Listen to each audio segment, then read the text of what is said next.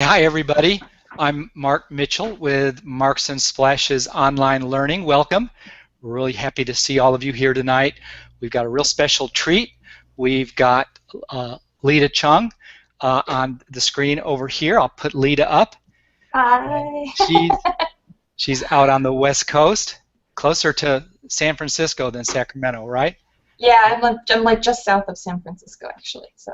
Great. Leda's going to be walking us through some Photoshop tips and tricks and techniques, some really cool stuff. And what's fun about Leda's instruction is that it's really geared to not to web designers, not to photographers. It's not even to editorial illustrators. It's really geared to children's book illustrators, which makes her teaching really, really fun and pertinent to a lot of us here on the call. And then we've got in the other end of the ring, we've got Mira Reisberg, the director, founder of the Children's Book Academy. And Mira is going to talk to us about crafting perfect picture book pitches. Well, I don't know how perfect they'll be, but they'll be better. Near perfect. We wanted all that alliteration that we could get, but now near perfect picture book pitches. That's hard to say. And we're going to start with Leda tonight. And if you have questions, the way the Hangouts work, I'm sure most of you are familiar with it, but on the event page, there's a chat box, a text box, a comment, like a YouTube comment box. Type your questions, comments, thoughts, talk to each other. There's a little bit of a delay between the time when you write the comment and it shows up. So both teachings have full courses related to the topics available, and we'll of course be giving you those links later and making sure you can find those links if you're interested in taking either course, and we'll tell you a little bit about the courses later on. Two wonderful instructors, wonderful curriculums, but what we're going to do tonight is just enjoy a class all by itself with a double feature from the Children's Book Academy. Leda talking about Photoshop's having fun with Photoshop and getting good with it, and then Mira talking about near perfect picture book pitches to impress an agent or an editor.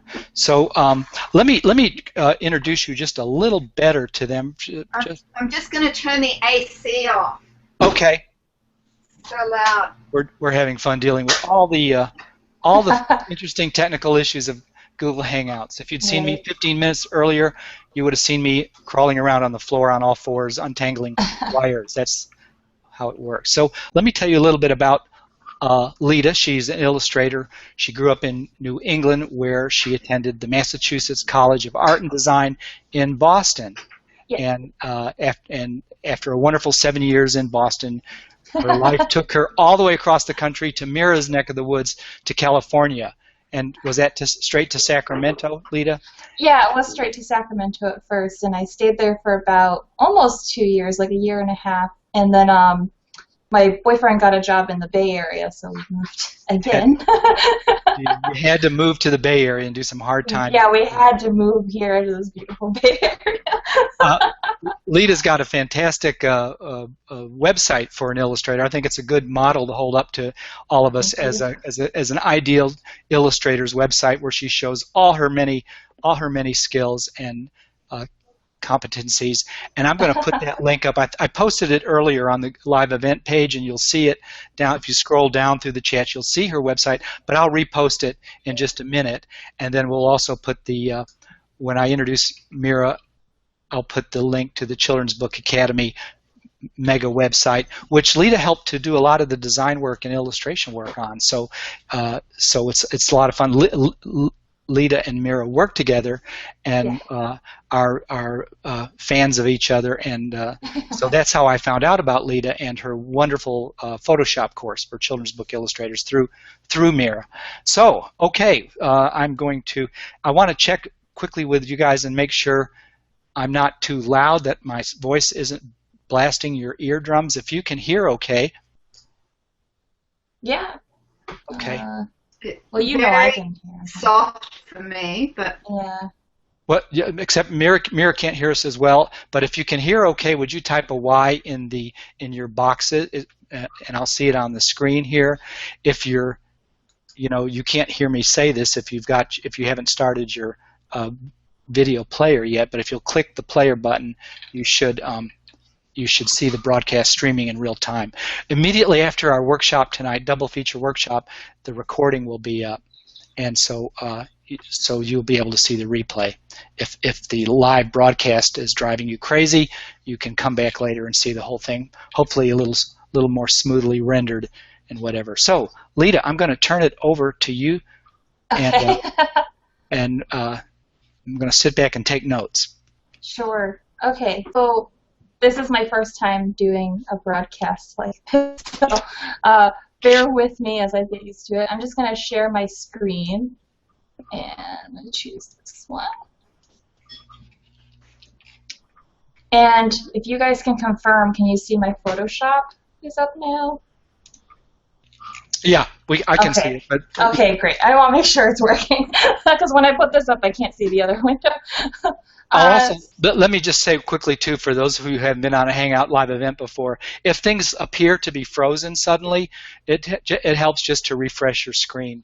And so just refresh best, Okay, just want to get that.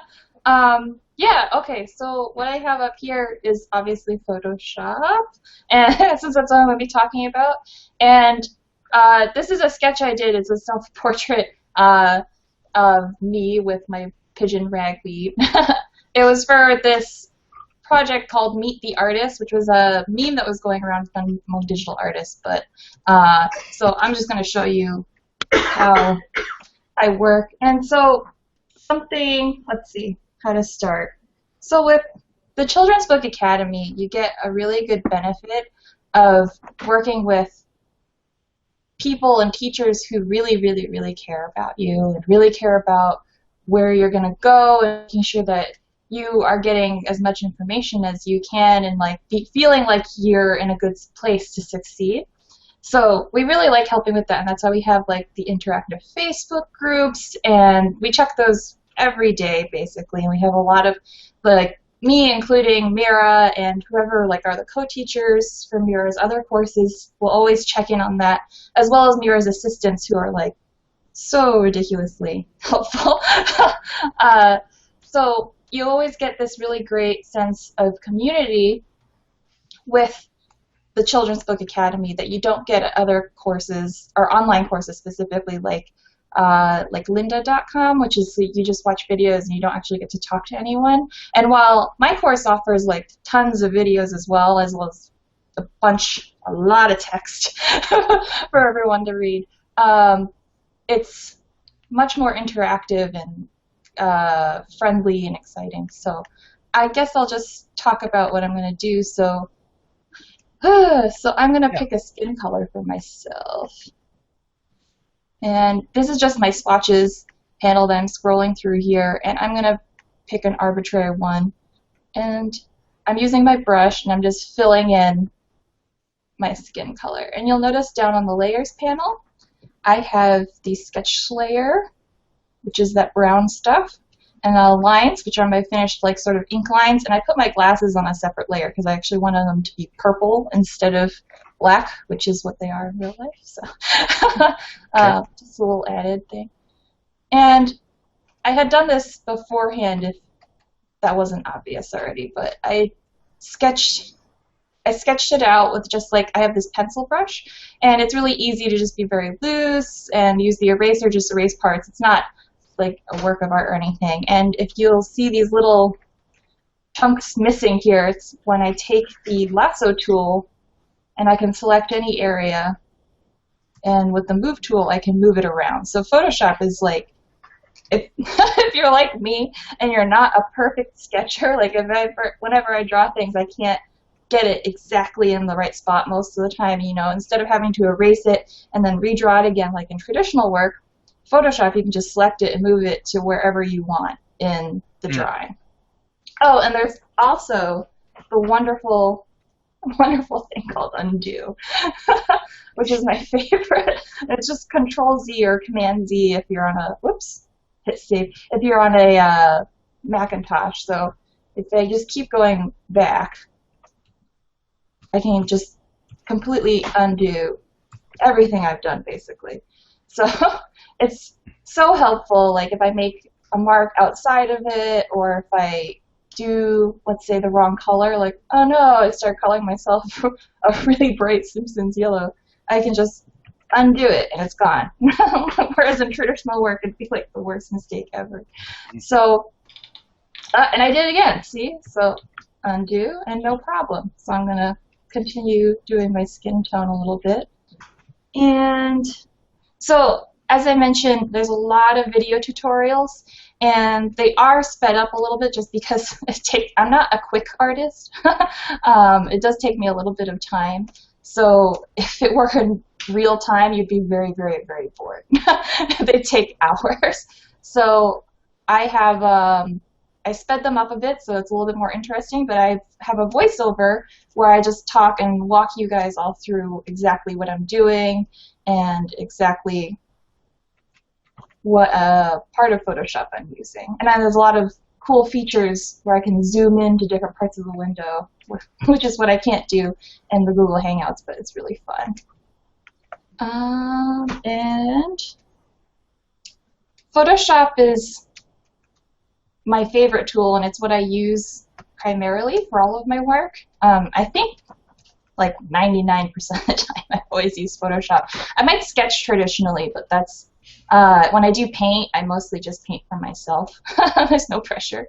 So I like that Photoshop sort of alleviates the pressure for me a little bit, because I know that I can go in and, like, I've gone outside the lines here and I can just erase it very easily and very easily change and manipulate different things. So it's very, very, very helpful. And for people who are, I like to say that I'm a little commitment scared. So if you're a little bit scared of commitment, especially with artwork, like most artists are, I think, Photoshop is a really great tool to have because it gives you so much more freedom to work on other things.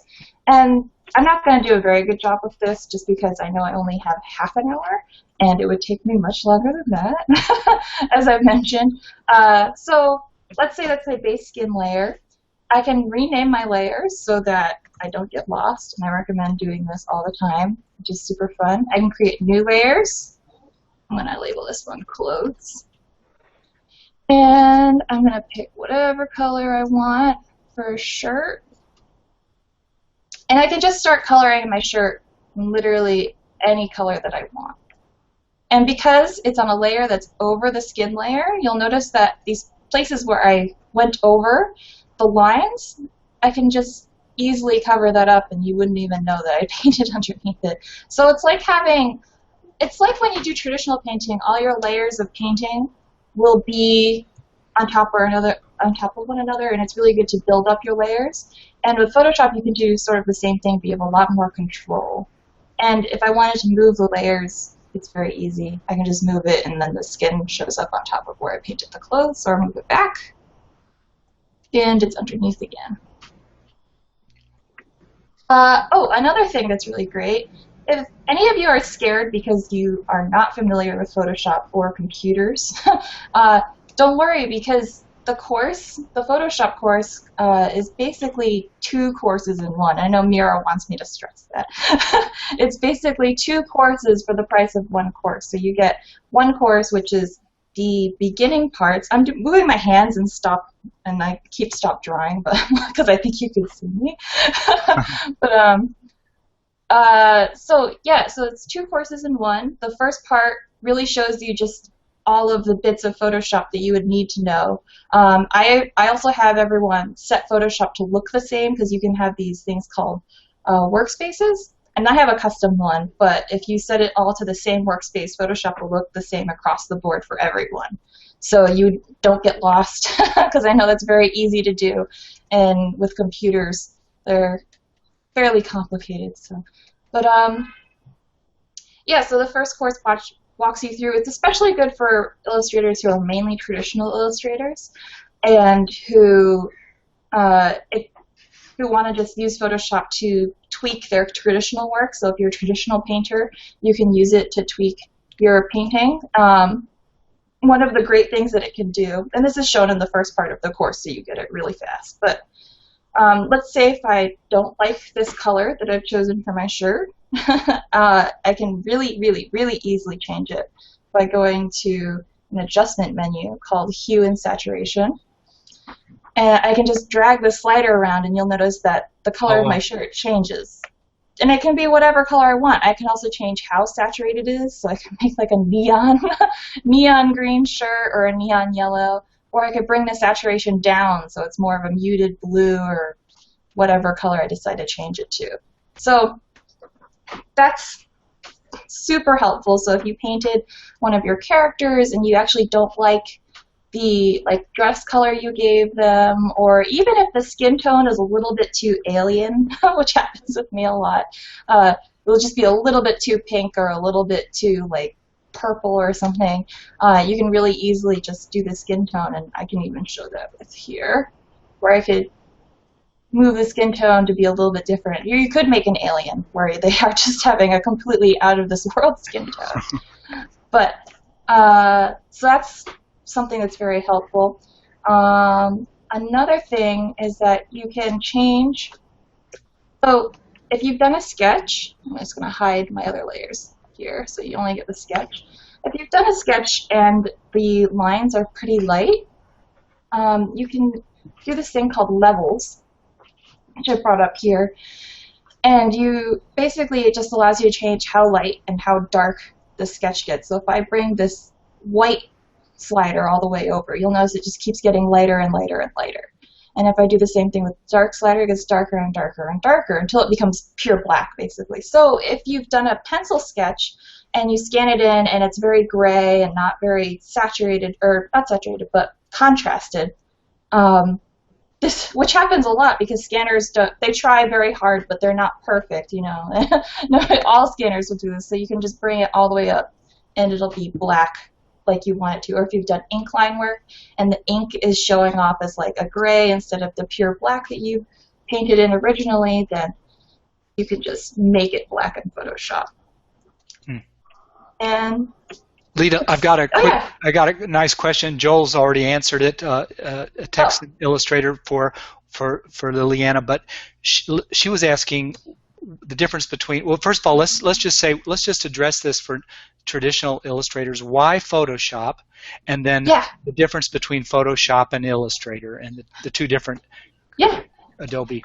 Sure. So I'll do the difference between Photoshop and Illustrator first, because that's a pretty that's easier for me to explain, I think.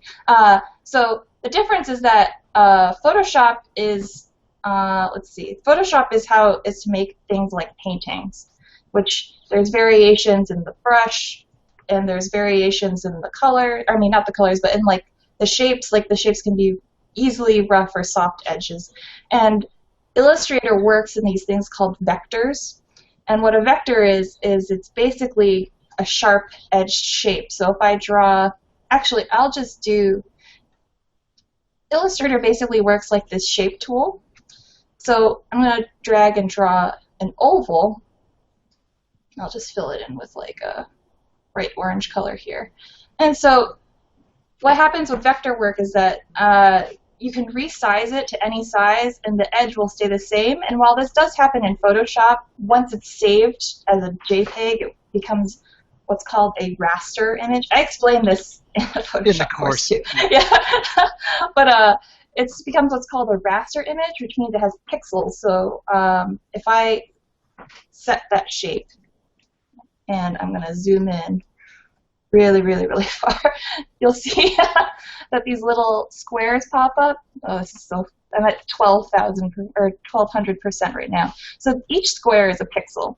And if this were a vector shape, it would still be a clear, like, even, smooth line without any pixelization showing up.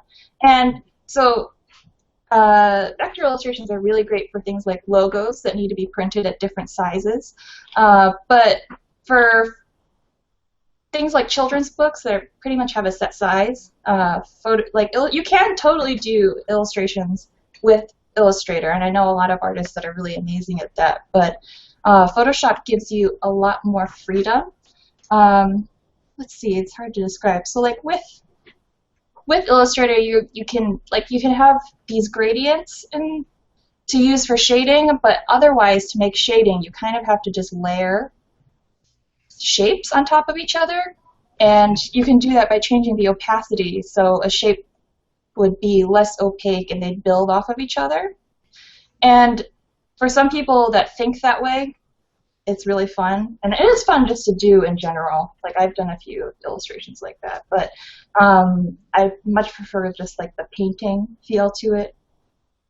And so I hope that explains it a little bit. Yeah, it kind of does, and Okay. I know there are different good reasons for either one. But Yes. what would you say to the traditional illustrator who works in traditional medium about why Photoshop, why bothering to learn Photoshop in particular, since that's your Yeah. talking about?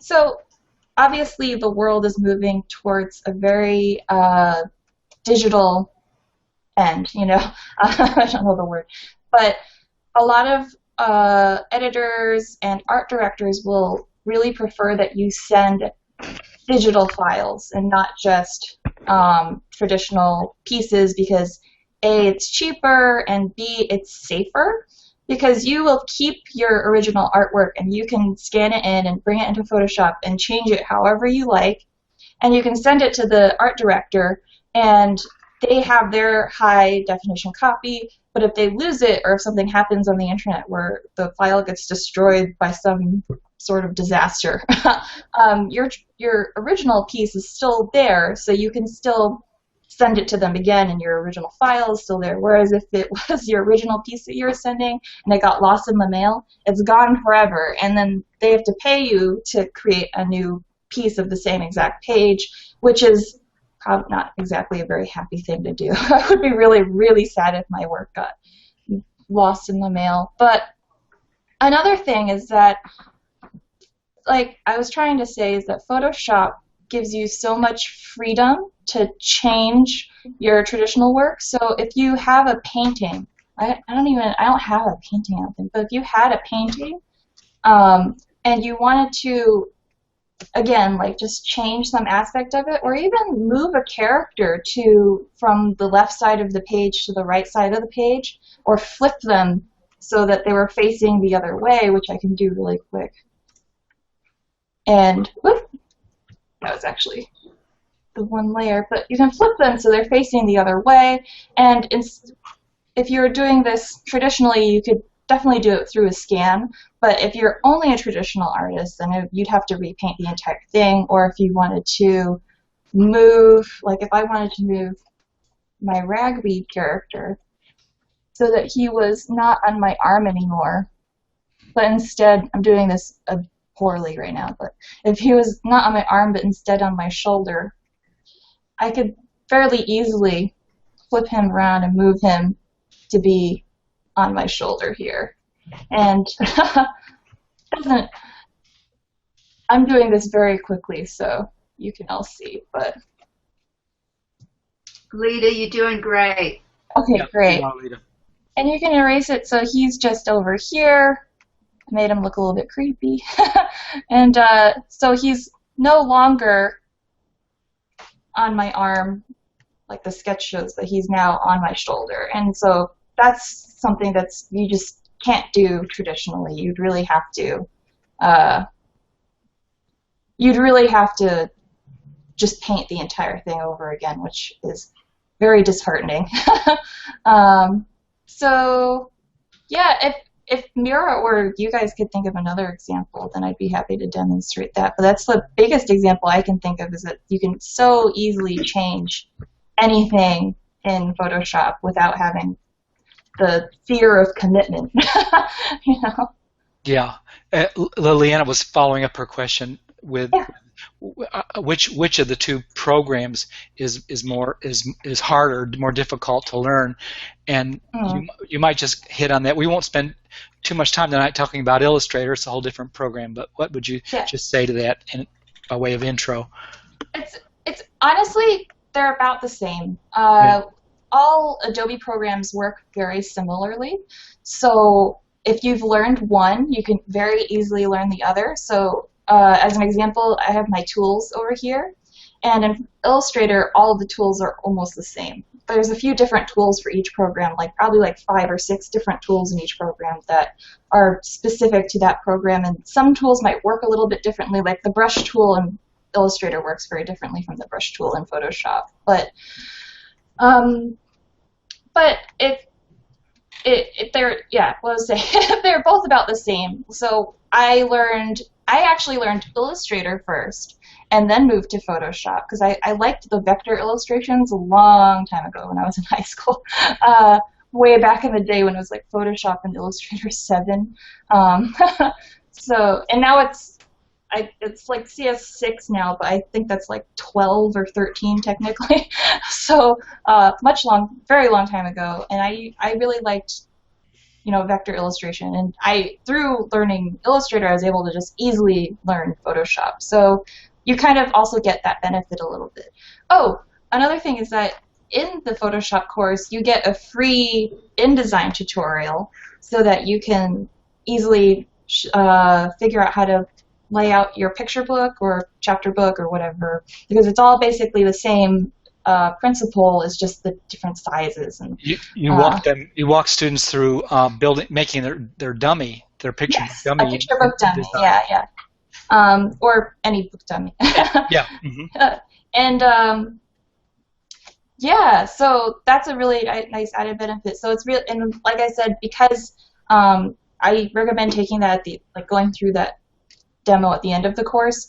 But because you have gone through Photoshop with me, InDesign will be much easier to understand, and I didn't have to spend really any time describing the in-depth nuances of InDesign. Whoops, keep hitting that by accident. Now, you're still talking to us about layers, aren't you? And that was, you just moved a layer over with that little pigeon. Yeah, so that would be a layer sort of. Pretty much layers are really absolutely indispensable, and just they make your life so much easier, and that's why I say it in the course too, but I recommend always using many layers. So even just with the minimal stuff that I've done now, I have, what, 1, 2, 3, 6 layers about. I actually would have had more, but I put my hair and my shirt on the same layer by accident. Okay. Which is actually, this is a good example, I guess. It's very easy to move it. I can just select it like this, and then I'm going to do control, or I'm just going to do a cut, and then a paste, and it goes right there, but it's on a separate layer. Yeah. And not with the shirt anymore. So that's that's another thing. Love it when that happens. Or when it's easy to move them, at least sometimes. If I've painted too far. Okay. Let's see. I'm looking at my notes really quick just to make sure. Unless you have something to prompt me with. Well, we're talking about layers tonight and brushes and merging pieces of art. Yes. And so if you guys have some burning questions, urgent questions about these techniques that she's showing us or the steps she's going through, go ahead and put them in there. We'll answer the ones that we can, but we'd like to save the more general questions or the questions about the course until the very end of both programs, you guys, for all of you out there. So so right now let's focus our questions on what she's showing us, and then we can talk more generally at the very end. Yes. So I'll talk about brushes next, since I think that I'm getting slow on time. Do you get used to having all those layers open and be working with all? It seems like a very linear way for a lot of us. You do get used to it. Don't worry. It's once you've it's like learning a new medium. Once you've gotten used to how the medium itself works, it becomes second nature. I actually find if I'm painting traditionally, what I'll do a lot is I'll hit Control, or my hand will do the muscle memory of Control Z or undo when I'm just on my desk. Or there'll be plenty of times where I'm like, oh, I wish I could make a layer. This would be so much easier. Yeah.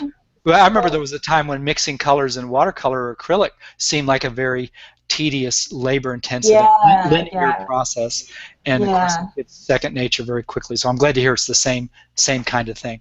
Yeah, it is. So and as you get along, as you learn the medium more, as the medium being Photoshop, you'll learn how many layers you yourself need. So some people like to have like literally hundreds of layers, and other people like to paint on even just one layer, which I've seen. But I think when you're starting out, it's good to use a lot just so you learn the mechanic of them.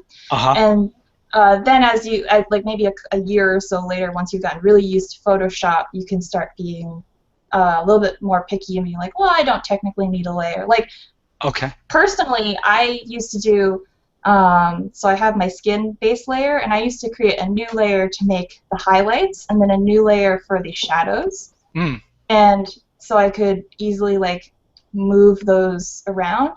But I find that I don't need them anymore, and I like just painting on the one skin layer for all the shadows and the highlights. So, but not other people might find that they don't like that.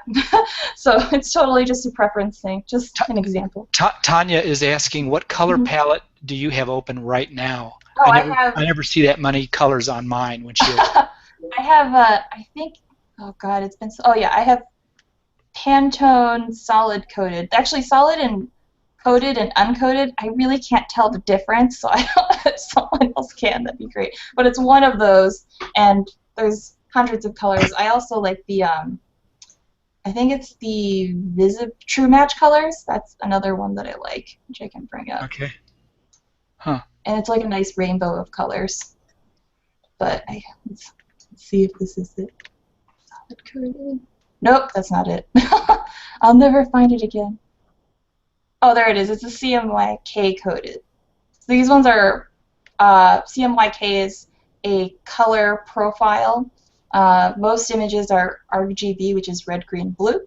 And CMYK is cyan, magenta, yellow, and K, which is key, and that means black.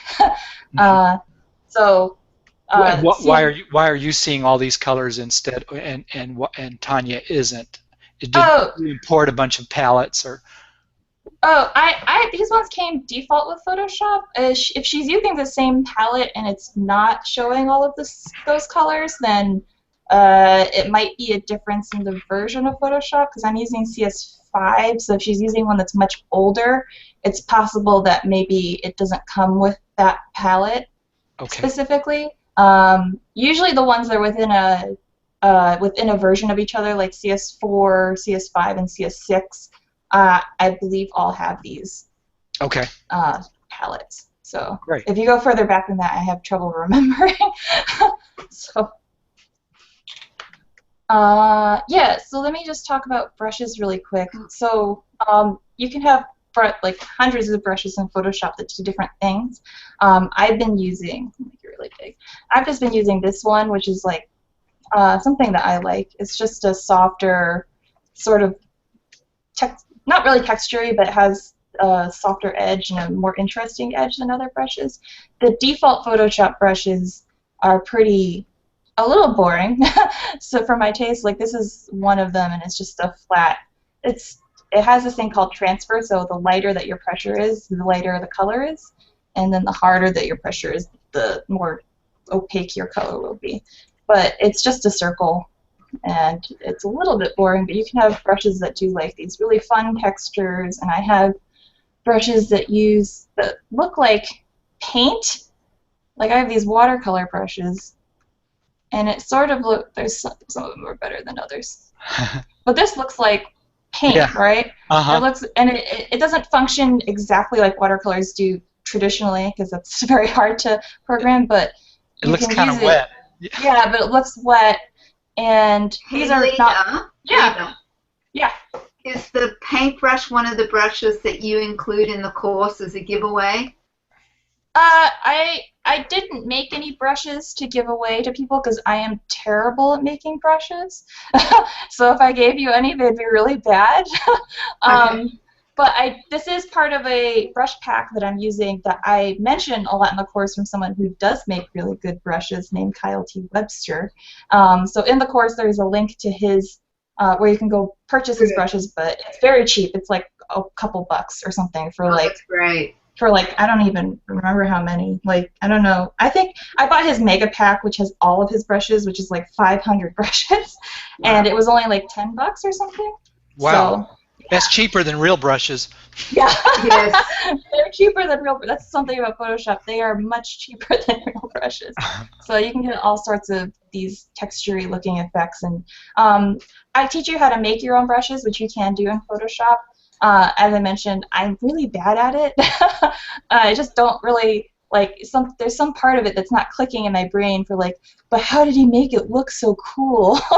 You know? And some people just have the talent. Like I have friends that are really good at it, and I'm like, I don't understand how you're just able to do it. It's probably like, you know, some people are really good with acrylic, and other people are really good with watercolor, but might not be good at both of them. So Yeah. that's something for me. But you can I'll just take a basic brush, and you can change the multiple things about it, like the spacing so that it makes dots instead of a brush stroke, and shape dynamics. If I take that away, it's just going to be a flat, like there's no dynamics to it, it's just that size. But if I add shape dynamics, the lighter I press, the smaller the brush is, and the harder, the bigger it is. Running out of white space up here. And I go through every single one of these. It's one of the main lessons in the Photoshop course where I walk you through the entire process of making a brush and all of these options, which are very in-depth. So we don't have time for them. I don't know if this is a brush question or not, but Yeah. Kara's asking, I'm not new to Photoshop, but I'm always looking for the most streamlined way to bring textures into backgrounds to keep a handmade look. Any tips? Yeah, actually, Mira mentioned to me that she really wanted to do it. Yeah, I'll be covering that, love. Great. Yeah, so Great, she'll be showing it to you in a little bit. But yeah, definitely very easy to bring textures into Photoshop. Let's see. Okay, so I think, like, are there any other brush questions that you can see, or possibly other? Okay, Mary's asking, do you have to have CS6 to take your course? That's a course question. We really should hold course questions. Yeah, you say no. Yeah, I mean, in fact, you say something interesting in the course itself. I remember a line that you said, some illustrators who are working today, some top illustrators are still using the very first Photoshop program they bought that when it very first came out. So they are, which is crazy.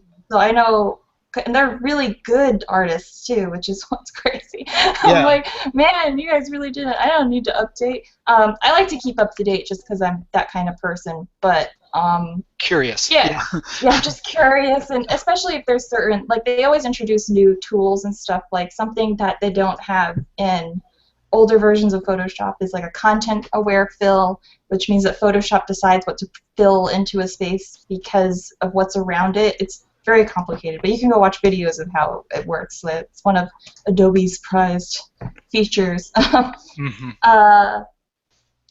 back to the course questions that no, it's a little bit yes too, because if you do have Photoshop 7 or something very old, it's going to be very different. And that's just because Photoshop 7 is almost 10 or 12 years old now, so they don't even sell it in stores, I don't think. So if you're looking to buy Photoshop for the course, then you can totally get, you'll be getting like a more modern version. One of the students that I have currently is using CS4, and there were a couple differences, but she asked in the Photoshop group if she was confused about something, and I was able to show or tell her exactly where it was located. Like there was something in like the layers panel was in a slightly different place, and I was just and I added that into the course as well. So now future students with CS4 will have that information as well, so they don't necessarily have to ask in the Photoshop course Facebook group. Great. But I'm very, very responsive to questions on the Facebook group because I want to make sure everyone is getting their fill. Oh, I just noticed in the chat that someone was asking if I'm using a Cintiq, and I am using a Intuos tablet. That's the tablet brand or name. It's from Wacom. I use an Intuos because I am too poor to afford a Cintiq. The Cintiqs are very expensive, and I do have a tablet guide that's like 5 or 6 pages long. I don't know. It's a very long tablet guide in the Photoshop course that walks you through not only Wacom tablets, but also alternative brands that are a little bit more affordable, but apparently just as good. I haven't used it personally, but I've seen a lot of really good reviews for them. So when I need to upgrade, I'm actually going to get one of those off brands because it's just a little bit kinder to my wallet. Okay, great. Interesting. Yeah. Oh, and Lisa mentioned in the chat that there's a free trial of, you can get a 1-month free trial for Photoshop online. They offer it for, actually, Adobe offers it for all of their programs. You can get a 1-month free trial. And if you're going to do the course, it's about 1 month long if you do it every day, I would say, possibly. Like every day for like 8 hours. Like if it was your job. So yeah, or like 4 to 5 weeks. Leda, can you let folks know that it's time flexible? Oh yeah, but it is time flexible. Yeah, so it's a self-paced, so you have it for a full year, and you can take as long as you want to learn it in that year. So there's no rush, at least on our courses side. So yeah. Okay. Okay. Do you want to move on to merging? Yeah, merging and pics? I just have to open up that file. Okay. Forgot to open it. You're gonna see. I'm gonna move it to the other side so you don't have to see my messy computer file system. And let's not forget to let Mira do the textures too. That will be interesting. Yeah. Everybody loves textures, it seems, in Photoshop. Yeah, which is nice. Yeah. Let's see. Are we ready for me? No. Actually, if she wants to do it right now, while I get this ready, that'd be totally fine with me. Yeah. And Leda, how much longer is your presentation about? Like probably like 5 minutes. Well, why don't you finish yours and then we'll go into textures and. Oh, okay. Yeah, that way Mira will have her screen share up all at one time. Yeah. Okay, 1 sec. Let me put this back up. Oh no. Here we go. Good. Oh, I remember where it is. I'm sorry, I just had a blank on where I put the file. While you're doing that, I want to put your website back up for everybody, so it'll be in the. I encourage you guys to take a look at Leda's website. You can see all the different looks she comes up with in Photoshop, and I'm sure she uses other programs too. But you can see all the different kinds of art and assignments she's tackling too with these tools. So I'll and Mark. Yeah. Yes. Will you share the link for the course and let people know that right now we're having a sale? It's normally $149, and we're basically doing a third off, so it's $99. Great. Let me put that link up, and so this is the link to the sales page for the course and the information page. You can read more about what she's offering, and it has the special price, the sale price Mira's talked about. So hang on just a second.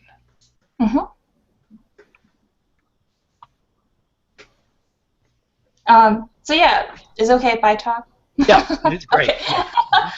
So here are the files. This is an old painting of mine. It's a watercolor painting that I did of. It's just a montage of how they make dyes.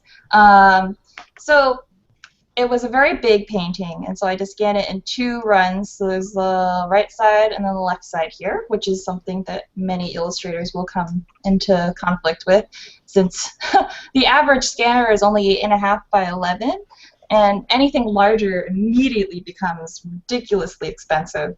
So unless you want to take a photo, which you have to light and basically bring it to a photo studio with, is like just not fun, you know.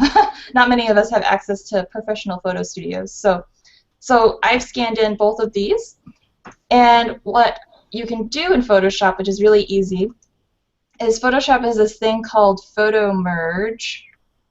Let me I barely ever use it, so just gotta find it really quick. Okay. Can I ask you a question while you're looking through? You're probably a good multitasker. Well, Janique is asking you a really good question. You know, one of the Creative Cloud defaults is Lightroom monthly, and so she's saying if you subscribe to Lightroom, you get Photoshop with it, constantly updated as time goes by, so always current, different monthly pricing. So Can you talk about that a little bit? I know when I when I started renting Photoshop, I had Lightroom packaged with it. It's like Tweedledum and Tweedledee. What is Lightroom?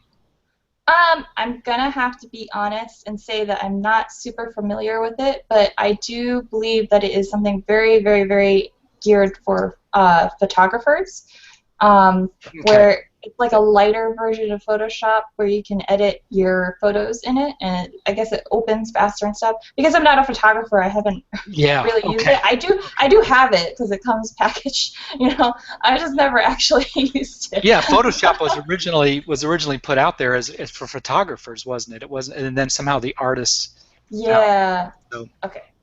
Okay. So you go to File, Automate, and whoop. Down here is Photo Merge, ... Give it a second. There we go. So this is the Photo Merge panel, and you actually don't have to have your images open to do this. I just wanted to show you what they basically, all you have to do is just keep auto-selected, which is the easiest. And I go to Browse, and then I go and find it in my computer. And there we go. And then I just click, so I've got 1 and 2, like I have up here, and I just click OK. And it might take a second as Photoshop figures it out. There we go. Almost done. Hey, Annika's asking, are you scanning traditional artwork, or are you drawing on a Wacom or both? Tablet or both? Wacom, whatever. Yeah, whatever. I actually don't even know if it's how it's supposed to be pronounced. But I am drawing on a tablet almost 100% of the time. So the girl character, she was drawn on a tablet. Yeah. Yes, 100% on the computer. Very fine. Yeah, I just have like I said, I have this like brush that looks like a pencil, which I love. So it doesn't need to look like a pencil. It's just more familiar because I started out traditionally. Anyway. And I've heard Wacom because it's in the state of Washington. I don't even know. Have you heard that rumor that they're located there? So. Is that where they are? I know that they're like a mainly a Japanese company, but I don't know. However you want to pronounce it. Okay. I'm sure the people will figure it out. Okay.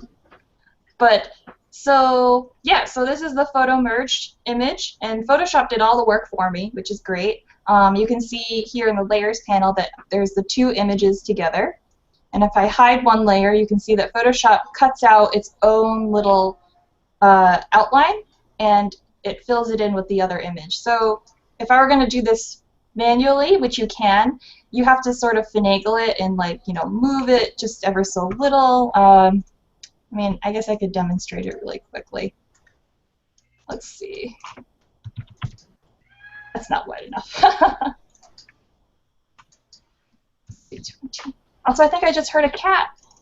No, that was some young people outside my window. Oh, never mind. I thought it was one of Mira's cats. Got excited. They sounded a bit like a cat. Yeah. So I can move this from one file to another, which I go over more. I'm doing it very quickly here. And just kind of hopefully place it correctly. And what you can do is you just bring down the opacity so it's see-through, and then you just kind of move it so that it's correct. But you'll see that because of when I scanned it, I couldn't put the paper down completely flat, so there's a little bit of overlapping here, you'll notice, where the paper just, even it's tilted a little bit. You can notice it going back and forth. It's just from how it was scanned, and I can fix that manually, but it takes so long. This is how it was. That seam line, those seam lines, do those disappear?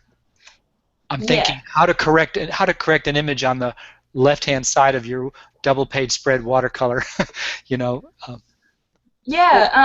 can move this in and out too. I can move both of them totally, and this one moves separately, and then this one also moves separately. This is getting a little weird. I'm very handy. Yeah, so it's very, very helpful. And if you prefer to do it manually like this, then that's totally fine. If somehow one of the scans was smaller than the other one, you can increase or decrease the size of the scan so it would line up, but these ones are actually the same size. So, but yeah, I could totally make it smaller. Wow. It's very easy to resize things in Photoshop. But anyway, so it is a little bit like it kind of works, but not really, and I have to make sure this edge isn't visible and all that stuff, but if I just have Photoshop do it, it's just perfect. So you could merge photographs together to make a banner. Yeah, or like a panorama. Sort of thing. Yeah, so even if the pictures were like a little bit weird looking, Photoshop, like if it was like at one angle versus another angle, Photoshop will fix that for you when you do photo merge, and it should work 100% of the time. I mean, if it's a really, really, really fuzzy image, or if it, like you moved when you were taking the photograph, then it might have a little bit of trouble just because I think it matches it up based on each pixel. It just like scans each one, which I can go really far into, and you can sort of see the little squares start to appear. Yeah, so obviously as a human being, I'm not going to do that. Wow. Do not have the patience for that. Amazing software. Yeah, it's really, really, really, it's so powerful, and it can do so many things. Yeah, and I mean, look at that. It's really hard it's impossible to know that was digital. It totally looks like watercolor. Yeah. Well, this one specifically was watercolor. You imported, what's the word? You imported a watercolor traditional piece. Yes, yeah, because when you're doing it digitally, you won't have to do this. Okay. That's a benefit of digital. Yeah. You can change the size of the canvas at any time. So if you need more space, it's no problem. So, Margaret, I don't understand what your question. So we're not using a computer to do this program. Well, you would be using a computer. Yes. I'm not quite sure of your question there. She was saying if we need Photoshop for this course, do you have a link for the one we should use? And she covers that. If you become a student in the course, she goes into great detail about giving you options and lots of information about the different softwares, and then the tablets, like she said, a PDF with all your options and the pros and cons of each one. She covers that very well. And there's lots of pictures. There are lots of screenshots and the videos and the text. Yes. So try to make it as user-friendly and easy to understand as possible. Yeah. Great. Well, that was fantastic. Do you want to? Are we ready to go over to I think so. Textures, and then let's save there'll be more questions, I'm sure, about the course, but let's save those to the end of the workshop.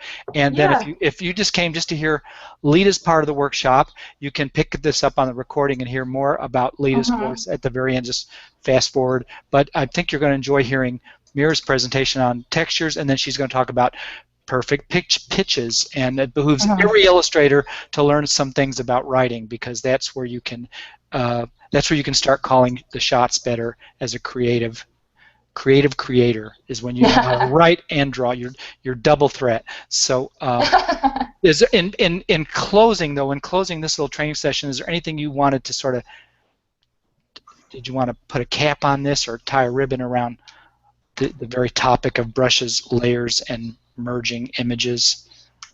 Oh gosh, I'm so bad at closing statements. You don't have to make one. It's just Photoshop is just like this. I just put up what my final was. Like I was recoloring it for you guys, but this was the final that I had done. So you can see just what an end product would look like. Photoshop is just so useful in so many different ways. Like I can even here I've added text, which you can add text to Photoshop in any sort of way. So and it looks handmade. It looks friendly. It looks personable. Yeah. It doesn't look like the old computer art that we remember seeing. No, yeah, Photoshop has come so It's this lovely, handmade. It's like we're used to seeing good art, and that's why this is children's book illustration style here in graphic novel, and it's just quality illustration. Quality illustration. It's fine art. I think of it as fine art. And she's a lot of fun. That character, she's just great. Wow. Like you said, it's just Photoshop has come so far. I'm gonna stop sharing my screen now. From way back in the day where everything looked very plasticky. I actually show you specifically how to not make it look plasticky currently, so that because art directors prefer that, I know. So, yeah. Yeah, wonderful. So, Leda, yeah. can you stick around for the end for Yeah, I'm going to questions? stay here the whole time. Okay, great. Hi, everyone. Leda did a beautiful job. You can see why I really, really miss having her as an assistant.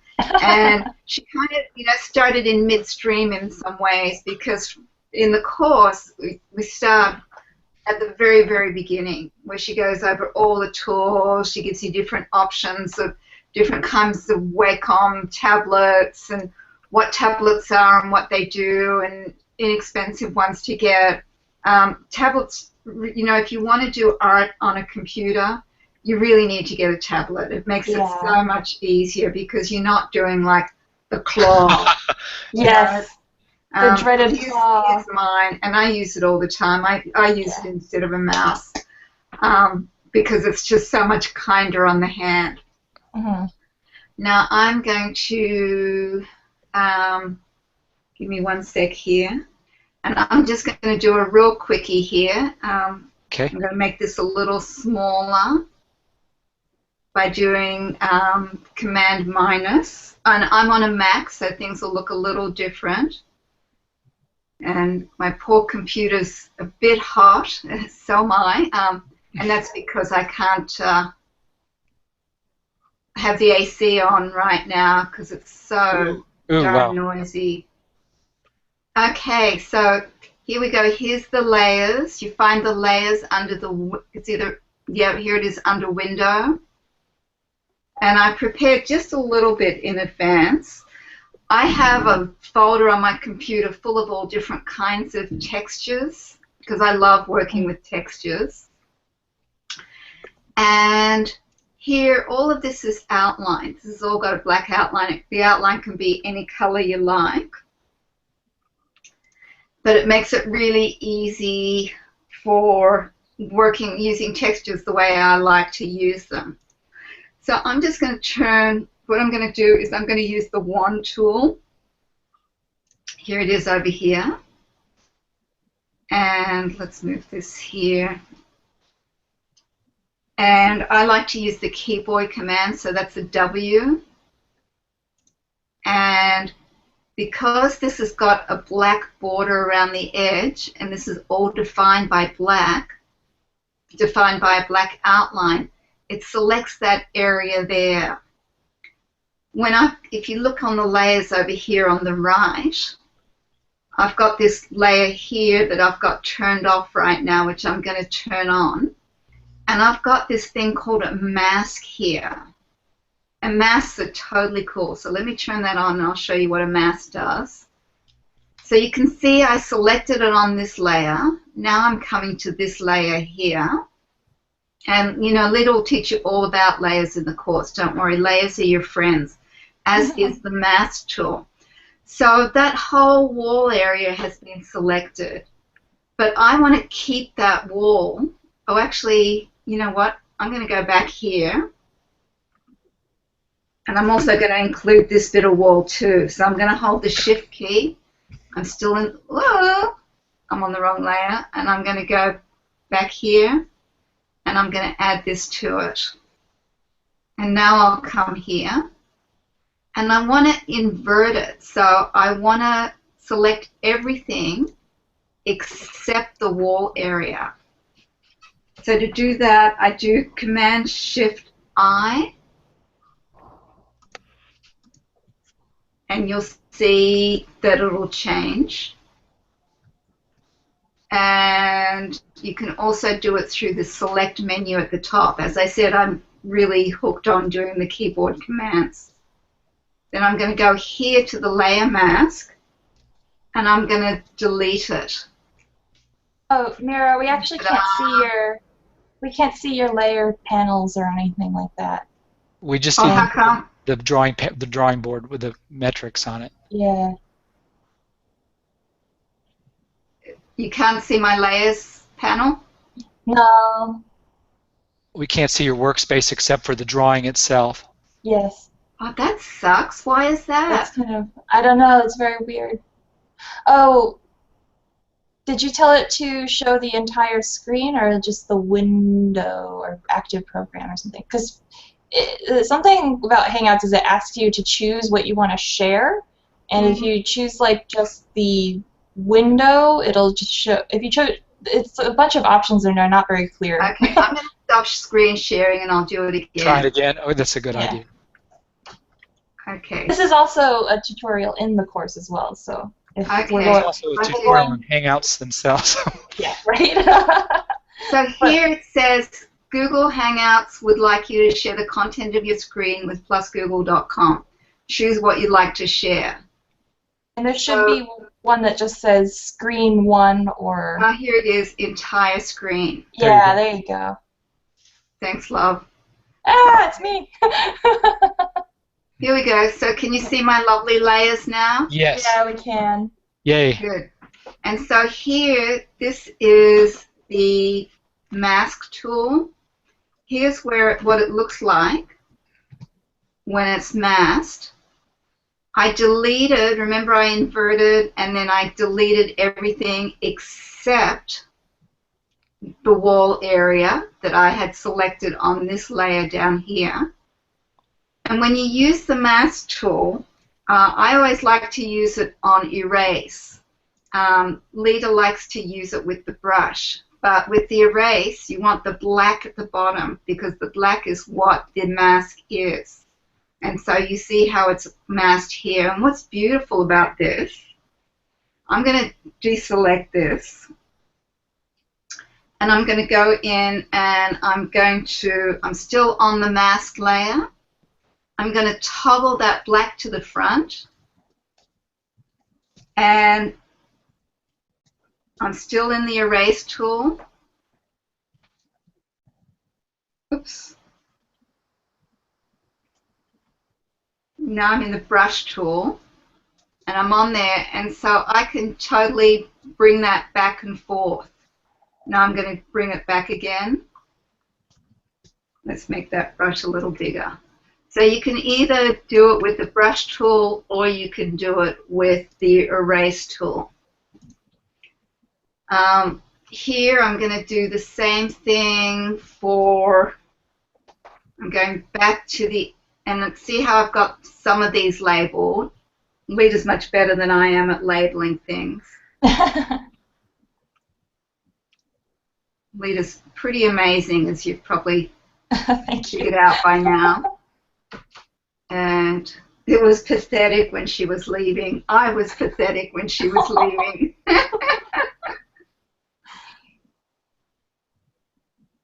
So I'm just selecting all this blue here, and I'm going to bring some texture in here. So I'm using the wand tool, and then I'm going onto this layer here. And you see I've got this texture that I've made. It's acrylic. I'm going to go on here, onto the mask. And you want to have your mask already there before you do any selecting. And we go into the selection tools in the course. Otherwise, it just makes everything black. So now, once again, I'm going to do, let's see if I'm going to use it this way. Inverse, Command-Shift-I. And now I'm going to do delete. And so we've got this fun texture happening back here. And I'm just going to do one more. And that's going to be her dress. And so I'm using blues in the background because blues recede, and then I want to have the warmer colors in the front. Mira, So, what can you explain what the texture is? I'm not sure everybody understands that it's just a JPEG or it's just something where you paint it. Yeah, it's just a JPEG. Here's another texture that I could use. Why don't I bring a texture in and show you? So here's some swirly stuff. She might have scanned that on her scanner, or it could be something she's painted. Or I could have just downloaded it from the internet. And you always want to make sure it's legal. Yeah. so that it's copyright free, or you pay for one, you know, Shutterstock or something like that. In the course, there's a resources page, and I actually give a bunch of links to free stock texture websites. So fabulous. The course, I mean, if anyone's taken any of our courses, you'll know that we always over deliver. It's really important, to put it mildly. Leda's laughing. Yeah. Okay, so once again, here I am back on this layer. I'm selecting the dress. Oops, and remember I told you about here's my layer with, but look what happens if I put the mask on. It really messes things up. See how everything's all black? So I'm going to undo that. And so I'm going to deselect, which is Command D.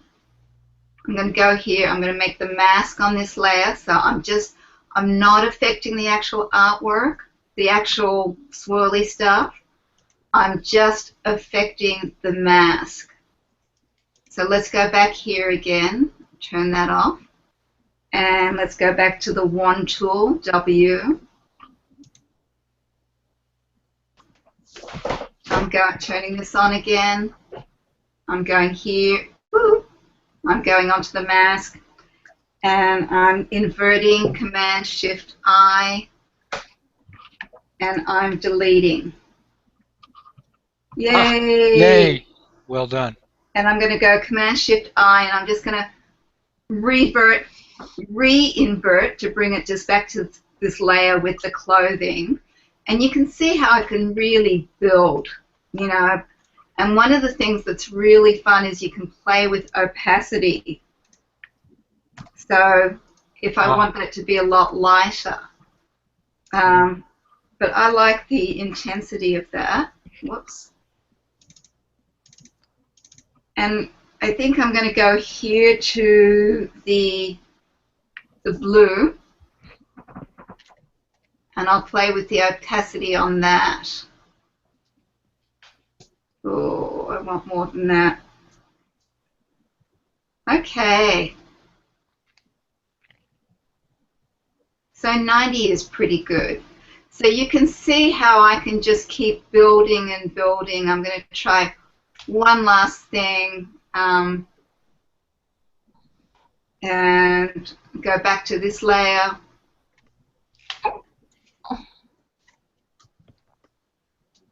Oops, I'm turning this on. This is rather lovely, isn't it? It might be too close to the skin color, I don't know. Make that a mask. Turn it off so I can see. Go back here. Select the table. I mean, it's so instant gratification. Command-Shift-I to invert and remove everything except the areas that I want. And ta-da! Ta-da! And it is too close to the skin color, but there's so much that you can do to change that color. And oh, I would so love to show you, but Leda shows you all that stuff in the course. Well, let me show you just real quick. So I'm just copying that.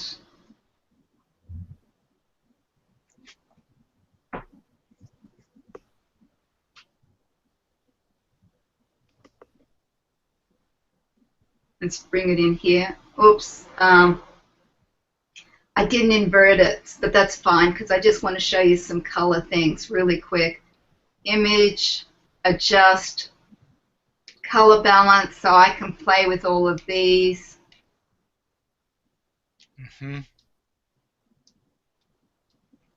And I would probably want to make it, that's rather nice, isn't it? Yeah. Talk about instant gratification. Talk about fast.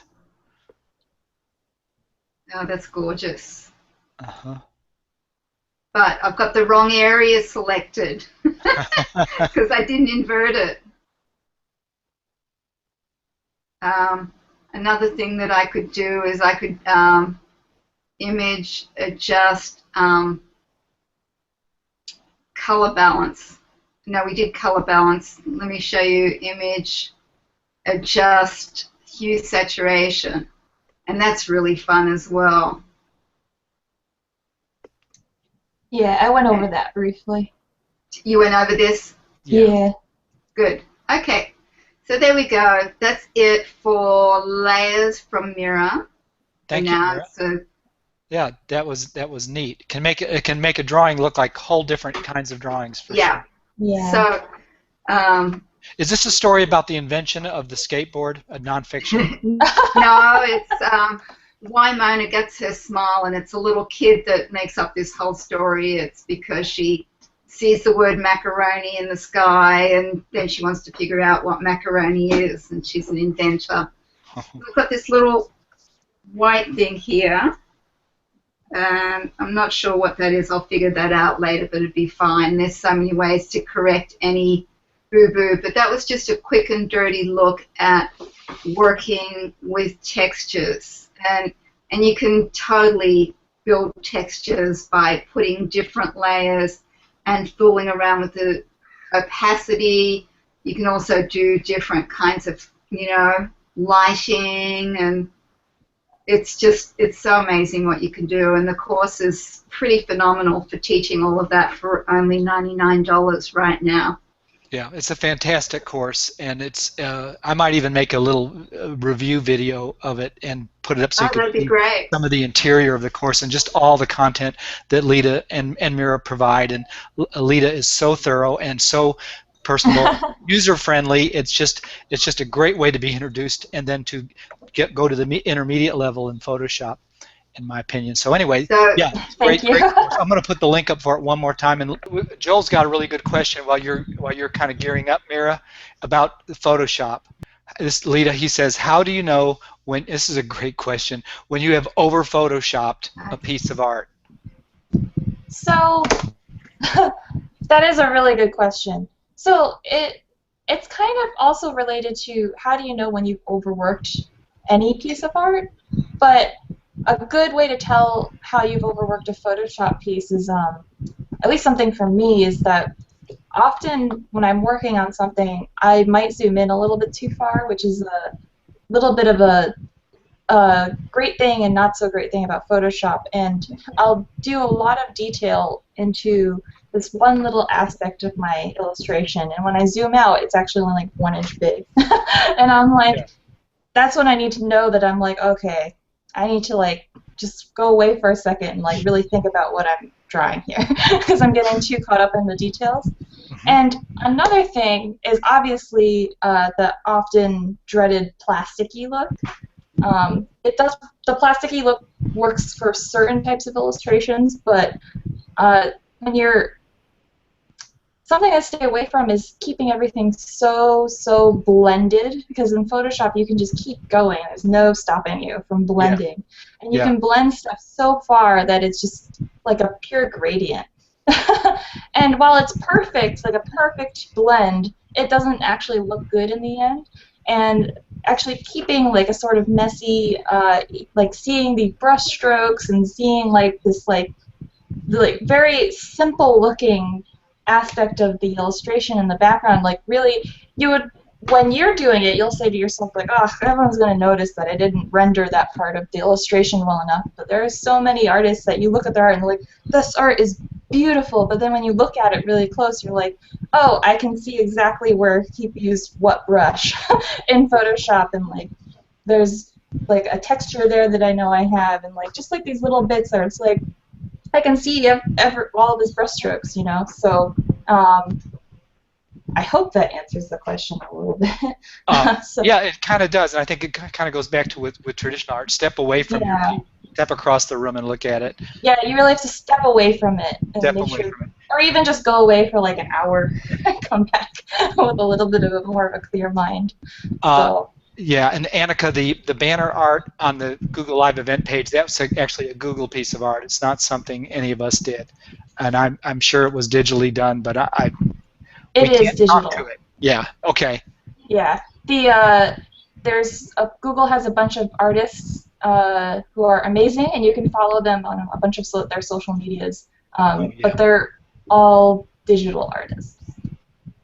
They can look really cool like that. I could actually tell you how this one was done. Oh, yeah? Yeah, but I want Mira to be able to do her thing. So Leda's will be up for all year. it starts whenever you want. It starts whenever you want at your own pace. You've got a year to go through the material. You can easily do that. Yeah. It's jam-packed, but it's very approachable. You can get through it very quickly and learn so much very quickly. That's what I like about this kind of course. Okay. Now that we're shifting gears, now we're talking about the world of writing and marketing. Mira brings 27 years of prior experience in the industry as an independent editor, art director, book designer, literary agent, children's literature professor, and an award-winning illustrator and writer. So she's earned an MFA, and she also has a PhD in education and cultural studies with a focus on children's literature. And she runs the amazing Children's Book Academy, and with a smorgasbord of curriculum offerings and a huge faculty of helpers, teachers, agents, writers, award-winning authors. It's just, and Leda, artists, it goes on and on. So anyway, okay, that's my introduction, Mira. We appreciate your being on with us tonight, doing this. Woo. Oh, I just got a beautiful hummingbird out my window at the feeder. Oh, that's so great. Nice. Okay, so cool. Let's close that.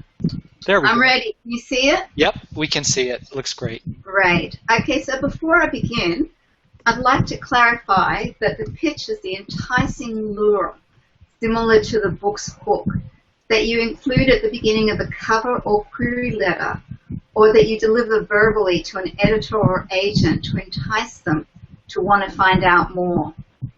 As you all know, picture books have gotten shorter and shorter. So an important part of writing picture books involves editing for brevity, getting that word count way down to get to the essence of your story, and only including what's essential. Writing the pitch is the same, whether it's for fiction or non-fiction. With a plot-driven book, you'll have hooked us in the beginning with a compelling hook that sets up a great desire to read on, with a question or problem told with exquisite writing or humor. After your hook comes the reason why it's a problem, followed by the obstacles that the main character must overcome to get to the climax and actually solve the problem. And then, of course, the wonderful aftermath with perhaps a twist at the end. With a pitch, you want to start the same way, with a hook that draws the editor or agent in and makes them want to know more. Then you want to tantalize them even more while letting them know what your story is about without giving the farm away. They'll get to see the farm either in the rest of the cover letter or after they request to see your manuscript if you're doing a live 30-second in-person elevated pitch. While the name elevated pitch most likely originated because of the brief amount of time folks usually spend in an elevator, these days in many big publishing houses with lots of imprints and lots of editors madly pitching stories in manic acquisitions meetings, they literally only have 30 seconds to pitch your story. An editor told me this. I don't know if it's the case for all big publishers, but it certainly was at this house.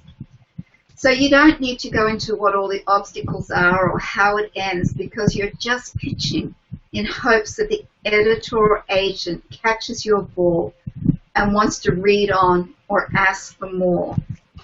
So let's go over the main things you need to do to perfect your pitch. First of all, you want to hook the reader in with a question or some fabulous language or a problem. We seem to be hardwired to want to know what happens next when a good question or problem is presented. So this is a classic way of starting both your story and your pitch. Next, you want to tell us who or what the story is about.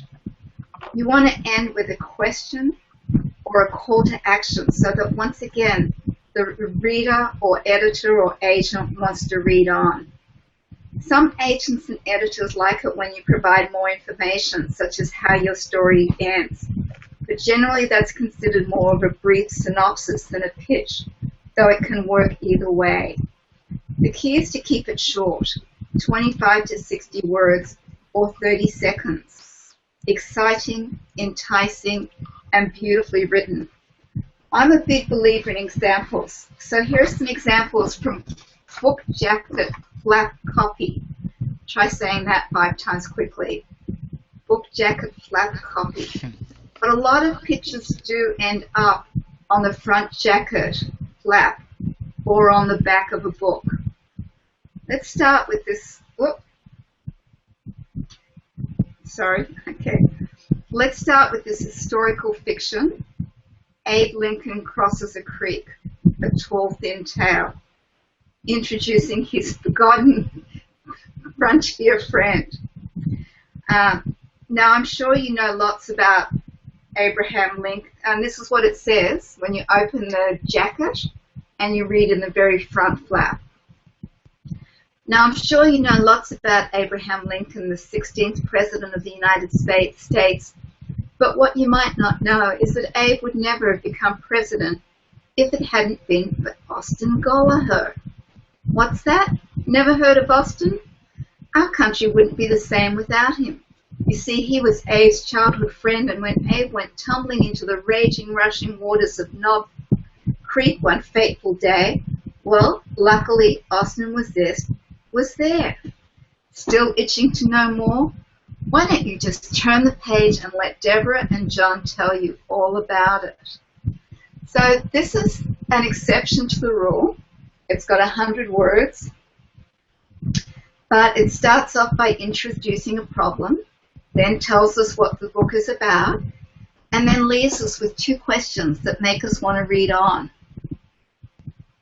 And it works especially well with the call to action at the end to turn the page. In the cover letter, this might have been something like, still itching to know more? Why don't you keep reading to let Deborah and John tell you all about it?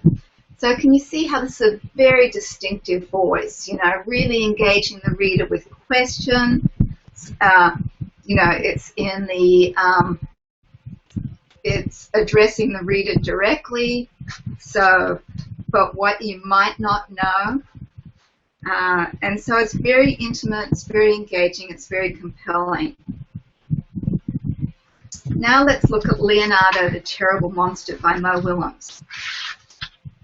Presenting, and here's the flap copy again. Presenting the exceptional tale of an unexceptional monster. Leonardo is truly a terrible monster. Terrible at being a monster, that is. Despite his best efforts, he can't seem to frighten anyone. But when Leonardo discovers the perfect nervous little boy, will he finally scare the tuna salad out of him? Or will he think of something even better? So this is 58 words. This pitch starts off with a problem that makes the reader wonder why Leonardo can't scare anyone. Then we find out what happens next when he meets the nervous little boy. But at the end, the text leaves the reader with 2 questions. Will he finally scare the tuna salad out of him, or will he think of something even better? And then with language like scare the tuna salad, we know that it's going to be funny, and that's a big lure. Next we have monsters on machines. With backhoes and bulldozers, cement trucks and cranes, the busy little monsters in this story dig, dump, hammer, nail, and even squeeze time for an afternoon snore. But what are they building? This book flap is short and to the point, tells us what the book is about with good language and action words, and then it leaves the reader with a question that makes you want to read on. And it's very active. It's stuff that will really appeal to kids, especially young boys. You know, it's got that fabulous combination of monsters and machines. So these are things that the kids love. And then we've got, you know, great language devices like alliteration, backhoes and bulldozers, dig, dump, and even squeeze time for an afternoon snooze.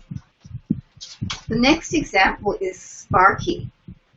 Sparky is a sloth, a pet sloth, and sloths don't know how to fetch or roll over, but they sure know how to play dead. What's an eager pet owner to do?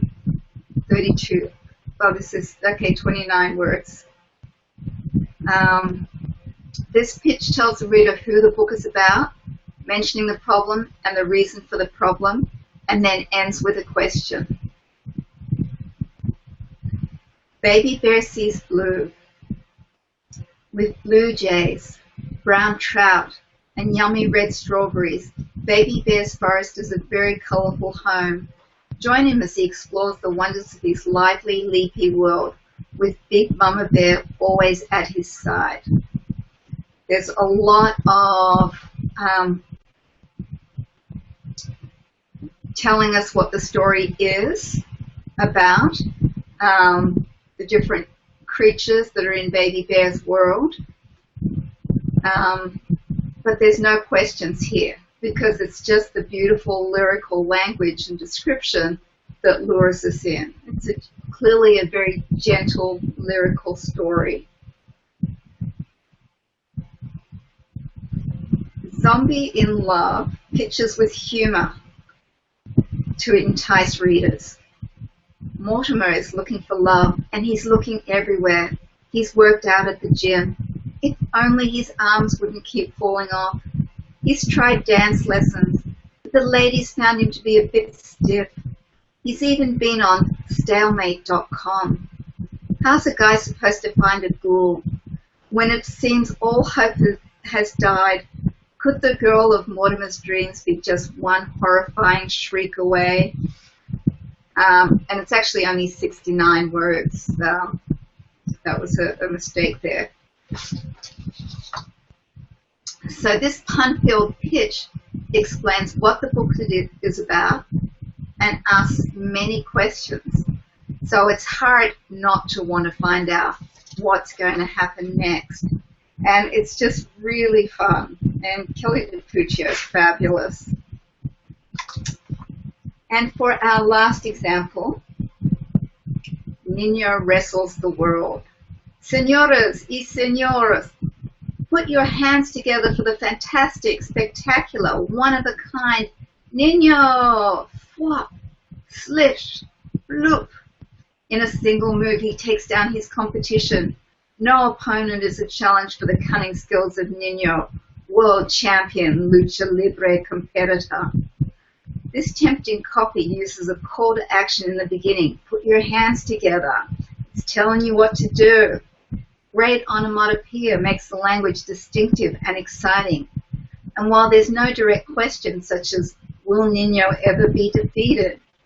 It's implicit in that no opponent is a challenge.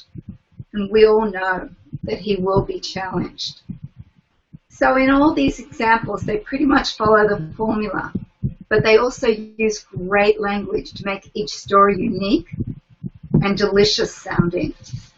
So let's go back and have a quick look at that formula again. And here it is. It's all these things plus great language that makes your pitch really distinctive, succinct, and totally enticing. Woo! So that was a nice quickie from me. That was I'm going very. to stop sharing my screen. That was very revealing, Mira. Now, could you tell us again where do we put these pitches? Where do these pitches appear? In our query letter, in the elevator, at a conference. Should we memorize these fields and have them ready to come trippingly off? So this Friday, I'm going to be at ALA, the American Library Association conference. If anyone here is going, excuse me, it's at the Moscone Center in San Francisco. And it's a fabulous way to meet editors because they're often at their booths. And if it's not crazy there, you can get talking to an editor and you can, you know, build a rapport and say, well, I'm a children's book writer or illustrator. And then if they ask, well, what are you working on? Bingo, you've got your 30-second elevator pitch. Okay. Conferences will also have, sometimes have pitching opportunities. And in our courses, in our upcoming Craft and Business of Writing Children's Picture Books, which starts Monday. I can't believe I'm doing this webinar right now, but it's starting on Monday. And we'll be teaching folks a little more about writing great pictures. And then we'll have a webinar where people submit their pictures, and everyone that doesn't get a critique from Kelly and I, Kelly or I, I'll be going in and I'll be personally critiquing each of the pictures. And then once the course is over, we have a panel of editors and agents who will be reading all the revised pictures that everyone does after the course ends based on what they've learned from their critiques and from what they've learned in the course. And they'll all the panel will be looking at those pictures and choosing at least two that they want to see manuscripts from each editor and agent. So that's another opportunity. And then you use your pitch at the beginning of your cover letter or query. So you start off your cover letter or query by addressing the editor or agent as a human being, by letting them know, you know, how much you appreciate them taking the time to read your submission, that you met them at a conference, that you really love the books that their publisher publishes. You make a connection on a human level. How are you? All those kinds of things that are like acknowledging that that's a person on the other end. It's not just a work machine. And then you go into your pitch. And then after your pitch, you further elaborate in your cover or query letter. And we go into all of that in depth in the course. Great. So nice to see Leda. And you too, Mark. That's a wonderful lesson, Mira, on pitches. Well, I hope it was real helpful. Let's see if there's a few questions, and then I'm going to have to bow. My voice is going. This Great. is Yeah, we don't want to wear you out before your course starts. 14 hours of working for me. Yeah. We put the link to Mira's course page up. It's on the page. It's also in both links to both these courses are up in the description box on the right-hand side of the video on the page, and I'll send a reminder out with the replay link too. So put your questions up for Mira. She's got another minute or two left in her, I think, for us, and we'll have the replay up right after the live event is over. It's going to be another great course. This is one of the flagship courses in the Children's Book Academy. Happens every year, and it's very often with new people. You get to meet a lot of professionals in this course and interact with them. And it goes on for, what is it, 6 weeks, Mira? It's about 6? Yeah, it's a 5-week course. 5 weeks. Okay. But we get people oriented. In this particular course, we're getting people oriented a week in advance. So there's lots of people already forming critique groups. We set those up in advance and chatting with each other and getting to know each other. And then we're having a week off July 27th. Okay. And because I'll be going to the SCBWI conference in LA. And so it's a pretty extraordinary course. It's the equivalent of many other courses in one. and many conferences in one. We've got 25 guest interviews. Wow. 6 editors and agents, and and there's some pretty big names in there. So it's really, and it's co-taught by a Random House editor who's actively looking for wonderful picture books, and that's what we'll be doing. We'll be teaching you how to write wonderful picture books. And we've got a lot of illustrators in this course, which is extra cool. Oh yeah, illustrators need to learn how to write picture books. Yes. And I also want to give folks a heads up to save September 21st, which is when we'll be doing the craft and business of illustrating picture books. Okay, coming up in the fall. Great. Well, Mira, I know it's been a long day. Let's do, and everybody, you guys have been so good for hanging in there with us. The 2 lessons have been great. I hope you guys weren't disappointed by them. A lot of content. Watch it again. There was so much in. You'll miss it if you don't see it. You'll miss and I want to thank Mark for hosting this. Yeah. My pleasure always, Mira. And Leda, it was so fun to be introduced to you and your work and your wonderful course. Yeah, and I just want to acknowledge people that are here. I usually, I don't do Google Hangouts because I don't like that I can't see who's here. I've got to sort of switch back and forth.